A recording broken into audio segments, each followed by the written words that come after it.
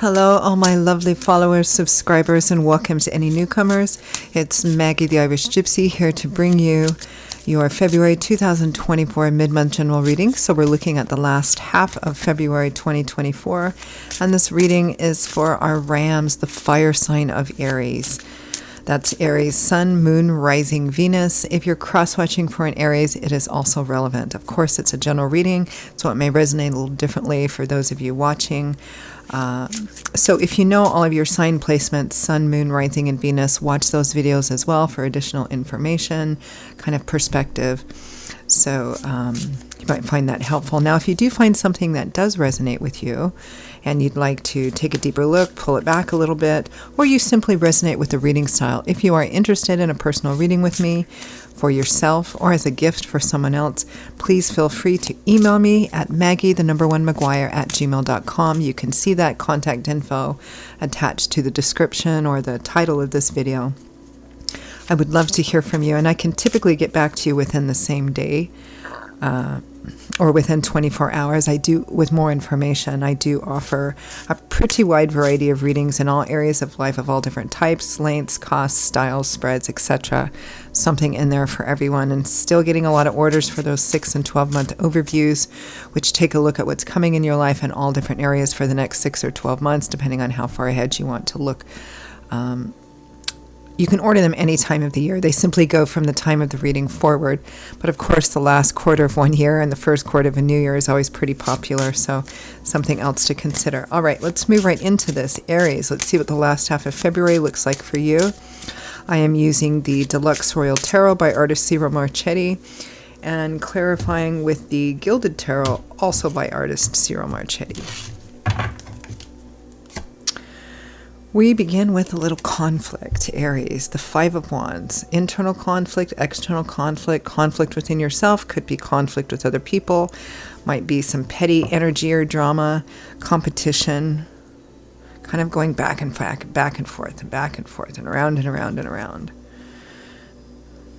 With the Eight of Cups.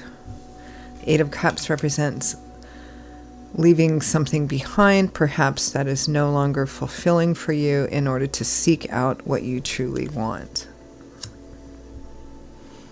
Conflict about this, about whether it's something you want to do or whether it's the right thing to do. You know, it's interesting, and this may only just be for a handful of you out there, but I'm also getting that you're considering leaving a place, or you have plans of leaving a place, like physically traveling or something, and you don't want to. It feels like you feel pulled in two different directions. It's like you feel like you have to leave to go to this other place or person. You feel compelled towards that, but yet you don't want to leave this place. I feel like a real strong sense of conflict there for somebody out there. Okay, next we have the Six of Cups. So this is a card of nostalgia, reminiscence, childhood, history, right? People, places, situation, family, where you grew up, roots of origin, or people, places, and situations that you have that kind of connection with, or that history with. With the Page of Swords, messages, messengers, truths, conversation.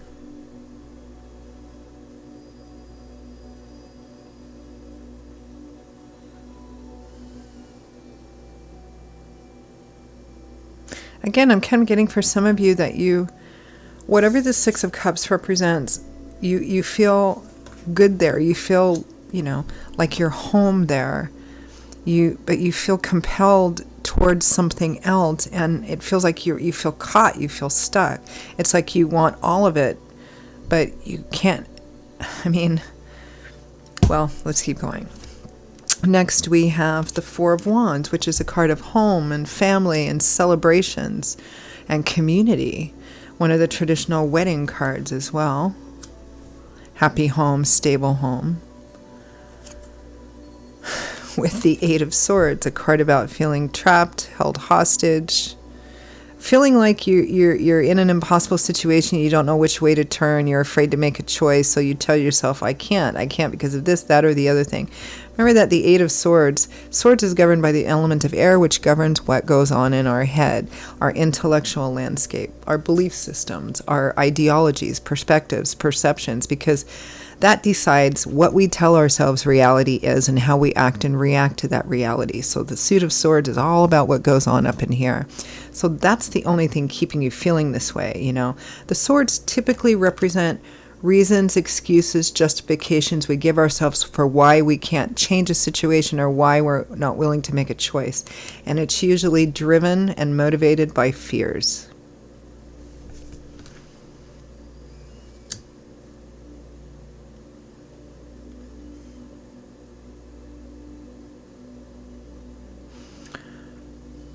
From the bottom of the deck, the overall from the bottom of the deck, the overall energy, Aries, and focus is the Two of Wands. Standing at a crossroads. There's a choice in front of you. You need to take action. Which path are you going to choose? And I see this struggle, this conflict within you here.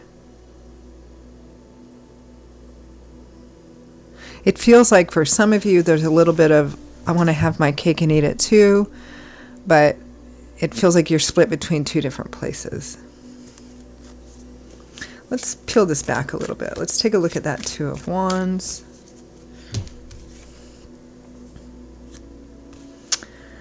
The Queen of Wands, Leo, Aries, Sagittarius, Sun, Moon, Rising, Venus, could be you. Could be another fire sign that may be relevant here you might be involved with. The Eight of Wands, travel, movement card, conversations, traveling.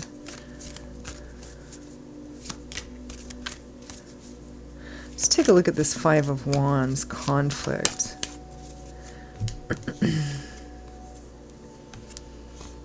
The Eight of Swords again with the High Priestess. Your intuition is trying to tell you something, is telling you something, but you're fighting it. Probably again because of fear. It's like your intuition, which is your connection to spirit, is trying to pull you a certain way, is telling you. Some people call it, intuition, some people call it higher self, some people call it gut instinct, right? You feel like it's pressing on you to make a certain choice, to choose a certain path. But the conflict in the Five of Cups comes from you resisting it and from your telling yourself, well, I can't because of this, or I can't because of that, or what if this happens, or what if this doesn't happen, right? And again, that's driven by fear, typically fear of some past pain being repeated. Let's take a look at that Eight of Cups. Maybe you're afraid, if this is about a commitment to another person, maybe you're afraid that they'll leave you. Maybe you were left before in the past. That could be part of it here. I do get a sense of physical travel. For some of you, it might be that you're in a place that you love, you spend a lot of time in, maybe it's your hometown or just a place that you love, but there's also a person that you love in another place, so you end up going back and forth, and that's not sustainable over the long period of time, but in order to kind of consolidate that, you need to make a decision, a deeper commitment. It could be moving in together, it could be getting married, something like that. But again, it's probably issues from the past or some past relationship or past pain that you're afraid of, and that fear is taking the form of reasons, justifications, excuses, right? I can't because of this, I can't because of that. When in fact you can. It's just scary. Eight of Cups. That's where the conflict comes in. Once you've made a decision, even if it's a hard decision, even if enacting that decision is hard, you're set on the path, like it's in front of you, right? The conflict is that awful kind of pulled back and forth kind of place, right? So the Eight of Cups is clarified by the Nine of Pentacles, the Tower, the Two of Wands again. Do I leave? Do I go off on my own? Maybe going off on my own or going back and forth is going to end up costing me. Something's going to happen. Something's going to collapse. Someone's going to leave me, perhaps, in a relationship issue. So the delaying the decision might actually end up costing you. But also there's a fear of what happens if I make the wrong decision. Six of Cups.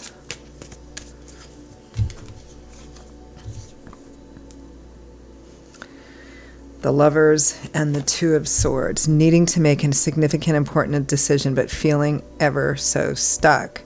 But also there's a reluctance or a resistance to looking at the truth or looking at something. Again, it feels like your intuition is really pulling on you, but you're trying to ignore it. A decision needs to be made that will significantly impact the life of a very connected relationship. Page of Swords. King of Wands. So we have a couple here, King and Queen of Wands. Nine of Cups. Wish fulfillment, heart's desire. Sometimes a selfishness in heart's desire. It feels like you're at a real convergence in a path in a relationship or about a relationship. And you're going to have to make a choice. And I think that delaying this may actually end up making the choice for you, because the other person might just decide it's not something that they can sustain any longer. Because I do get a lot of back and forth. Let's take a look at the Four of Wands.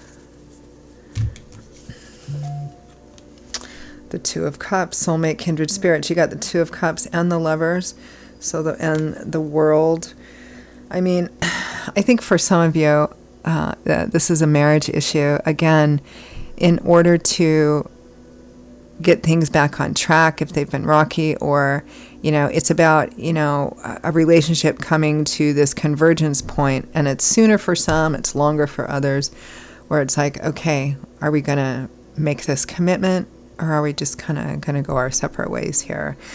I mean, there's a really strong connection between the two of you. I can see that. Eight of Swords.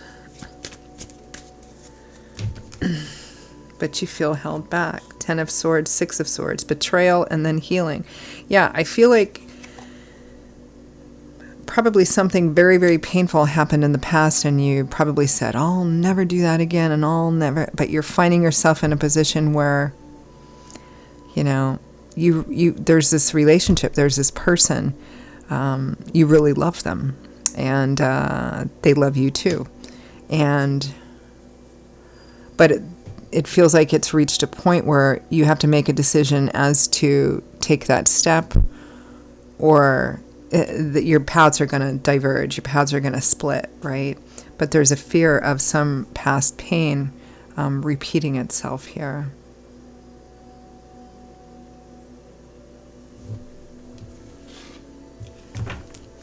Advice, guidance, feedback from Spirit.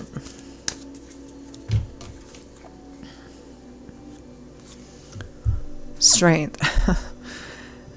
Facing your fears, your doubts, your insecurities. Takes strength, courage, wisdom, and humility to do that. It means we have to walk towards them and through them. But those are also character traits that we'll gain more strength in by going through that process. Justice, doing the right thing, because that's going to be reflected in the outcome of this. Justice is blind, right? It means that the outcome is going to be dependent entirely on what you choose to do or choose not to do.